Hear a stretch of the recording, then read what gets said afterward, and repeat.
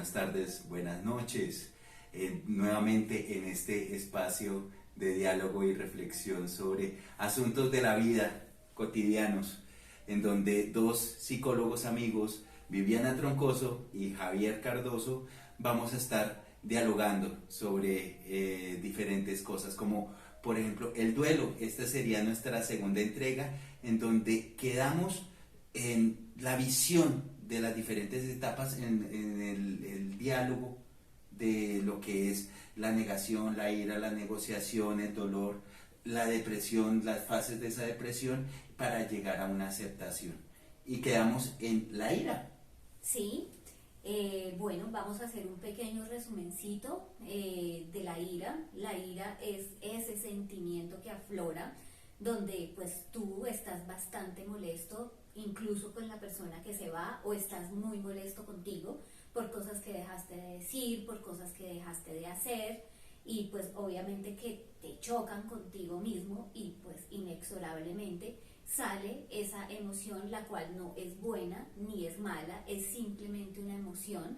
Lo que sí es importante es la manera en que sacamos esa emoción, de tal manera que no nos haga daño a nosotros o le haga daño al entorno. Luego de esta etapa de la ira, pues viene una etapa que es la negociación. En la negociación es la necesidad de recuperar el control, ¿sí? De recuperar como ese equilibrio, tanto emocional como afectivo, como pues en algún momento económico. Es buscar ese control, pero también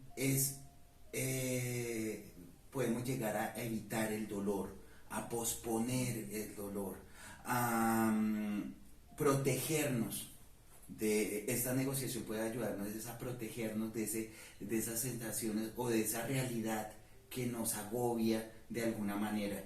Entonces hay que tener en cuenta que en esta negociación podemos llegar a momentos como un duelo irresoluto por bloqueo, o un duelo irresoluto que se pueda volver patológico. Entonces tenemos que tener mucho cuidado al respecto. Después de esta negociación entramos a otro escenario. Ese escenario es el escenario de la depresión, Javi. Es uno de los más complicados que se presentan dentro del duelo. Y necesarios, ¿no? Y también absolutamente necesario dentro pues de este abanico de etapas que podemos encontrar. Básicamente la depresión se da por unas subetapas que hay ahí del duelo, y es por ejemplo esa etapa donde las personas empiezan a ver en todas partes a su ser querido. Entonces de pronto ven a alguien por detrás y se sorprendan como, ay, ahí está, pero resulta que pues obviamente cuando recuerdan que la persona no está, viene esa sensación profunda de dolor, esa sensación de extrañar al otro, que es profunda, y cuando pues tú te encuentras con la realidad que esa persona no está, pues obviamente es bastante complejo. También está en esta etapa de depresión cuando empiezas a encontrar pues que las cosas que esa persona suplía, ya esas cosas no están. Es darse cuenta de las implicaciones de Reales. de la pérdida, la implicación de la pérdida como tal. Ahora cómo voy a pagar el funeral, o en el caso de una separación, ahora cómo va a ser mi vida. Darse cuenta que voy a dormir solo. Entonces no solamente se murió o se fue el esposo o la esposa, sino el calentador de almohada, la persona que le arreglaba, ay, no, es que se me dañó la programación del Netflix. Venga, yo la arreglo. Venga, yo la arreglo. O la persona que asumía los servicios, el pago de los servicios físicamente, no porque necesariamente diera el dinero, sino porque era quien se encargaba de esas labores, o quien se subía al techo a destapar la cañería, o era quien acostaba a los niños, o era ese compañero de trabajo que me llevaba y me traía y ya lo despidieron y ya no está conmigo. Entonces pues tengo que ahora mirar cómo me transporto, tengo que mirar ahora con quién me voy a acompañar para ir al almuerzo. Es la pareja que me brindaba cariño, apoyo, afecto, también suplía una carencia o una necesidad que tenemos todos, como es la de la sexualidad. Entonces, pues obviamente ahí viene un darse cuenta de lo que perdí. Entonces, esa es una parte muy importante en el duelo. Y la otra es ya aceptar de manera directa y cara a cara que ya eso no va a volver a ser, que ya perdiste a esa persona, a ese objeto, o que ya no estás en esa situación a la cual venías acostumbrado o de la cual disfrutabas. Entonces, pues esa parte también es súper clave, porque es enfrentar definitivamente que terminó, que así como empieza un ciclo también termina, y que a veces no escogemos nosotros esa manera de terminar pues ese ciclo. Claro, porque pues esta parte de depresión por duelo es un darse cuenta de que es necesario continuar, doloroso, le cala en el alma, vas a cambiar muchas dinámicas de tu vida, pero la vida continúa. Y esta parte de la depresión y de esta introspección que la persona hace en esta etapa de duelo es lo que le va a ayudar a entrar a la siguiente fase, que es la aceptación. La aceptación es cuando tú interiorizas la situación y cuando la asumes. A mí me parece muy lindo esa frase que dice, pues que la finalización del duelo no es estar feliz, sino es aceptar tu vida de una manera diferente. Es llegar con tranquilidad y con paz nuevamente a equilibrarte, a sacar ese aprendizaje que te trae esta situación, a asumir con valentía y amor contigo mismo los retos que te está planteando esta situación. Y cuando sacamos toda esa batería de herramientas, pues para hacer de nuestra vida pues otra cosa, que aunque no es lo mismo que traíamos, sí te permite volver a fijarte unas metas y volver al camino. También me haces pensar en el respeto hacia esta etapa, porque no le podemos decir a la persona, oiga, salga rápido de esa tristeza. Ay, sí. O más hombres hay, o no se preocupe que otro trabajo encuentre. No, pues la persona está asumiendo que lo que perdió es muy importante. Hay que tener en cuenta. Y hay que respetar eso. El discurso. Muchos por empatía, por amor a la otra persona, por sentirnos mejor, podemos decir cosas que pueden generar reacciones adversas o contrarias a lo que habíamos pensado. En esta etapa, en todas las etapas del duelo, es muy importante estar consciente del discurso que manejamos hacia las otras personas, estar consciente de que ese discurso puede generar consecuencias que pueden ser complejas, pueden ser adversas, ¿sí?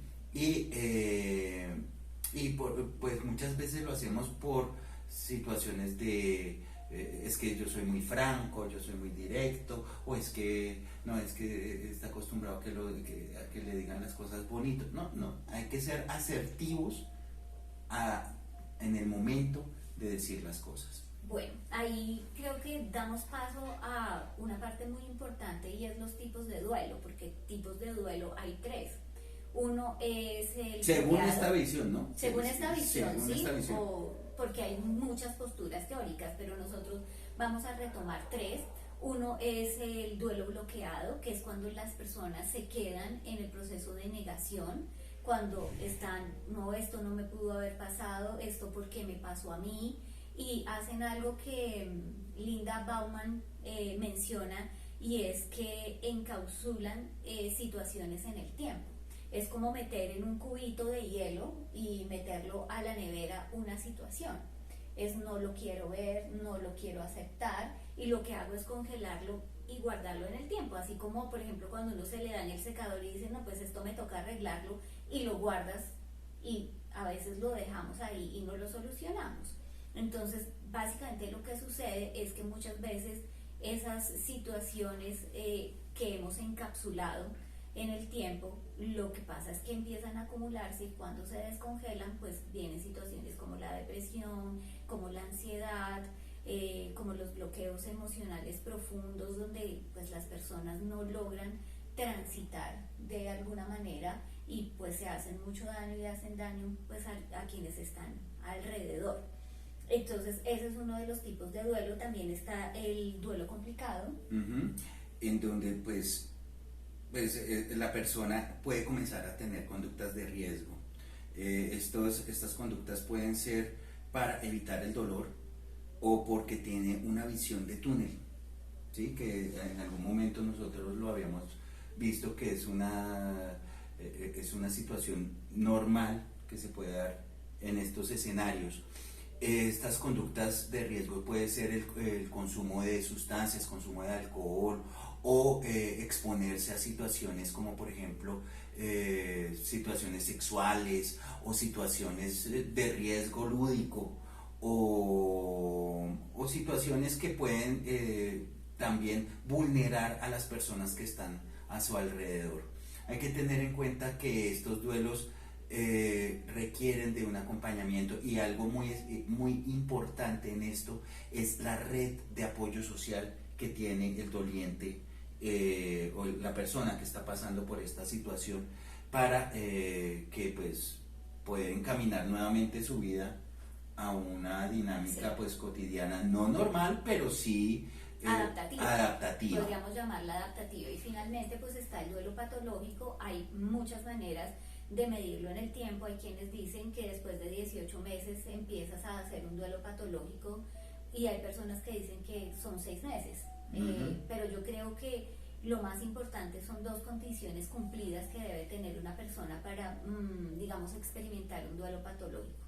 Uno es que no puede retomar de manera, digamos, natural su ciclo de vida, es decir, el trabajo, el autocuidado, el aseo personal, una alimentación que sea sana, nutritiva, oportuna. El sueño también está ahí, que la persona esté manifestando trastornos en el sueño.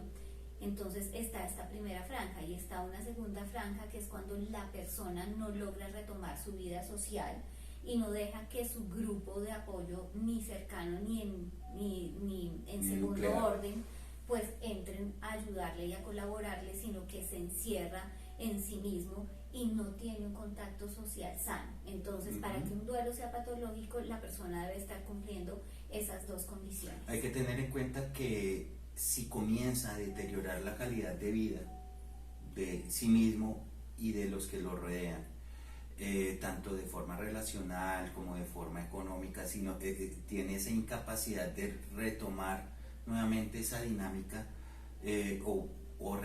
asimilar la realidad como tal, es necesario y es pertinente el acompañamiento de profesionales, tanto psicólogos, psiquiatras, consejeros, que puedan ayudar a direccionar y a dar una guía en este proceso de resolución de duelo. Sí, bueno, vamos a entrar a esta última partecita para no robarles tantos minutitos, y creo que es el momento de hablar de las estrategias. Entonces, una de las estrategias que yo les puedo brindar es desde la Gestalt, y es una estrategia que consiste en escribir una carta o en imaginarte que la persona se sienta frente a ti, y en una primera parte del ejercicio darle las gracias por aquello que nos enseñó, por aquellas cosas lindas que nos dio, por eso que compartimos, por eso que fue bonito, que fue grato, por lo cual tú lo honras, la honras, o honras a esa situación o a ese objeto o a esa mascota. La segunda parte, yo los invitaría a que nos pongamos en paz a nosotros y también nos pongamos en paz con la persona, la situación o el objeto, manifestándole aquello que nos pudo haber molestado, con esto que nos sentimos en deuda, si tenemos que pedir disculpas por algo que hicimos o dijimos, o por algo que sentimos que no estuvo bien con la persona, pues ese es el momento de hacerlo.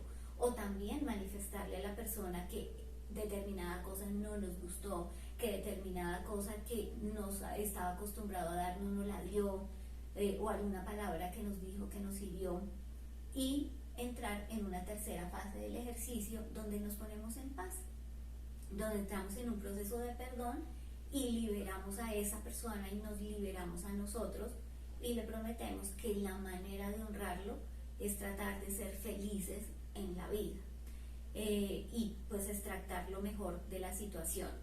Otra cosa a la cual los voy a invitar es a que podamos llevar, por ejemplo, un diario de emociones, donde todos los días estamos escribiendo lo que estamos sintiendo, el hacer una lista de actividades que nos puedan gustar, que nos puedan sacar de esta situación, donde podamos conectarnos con esa expresión de emociones y sentimientos, que me parece muy lindo y muy valioso.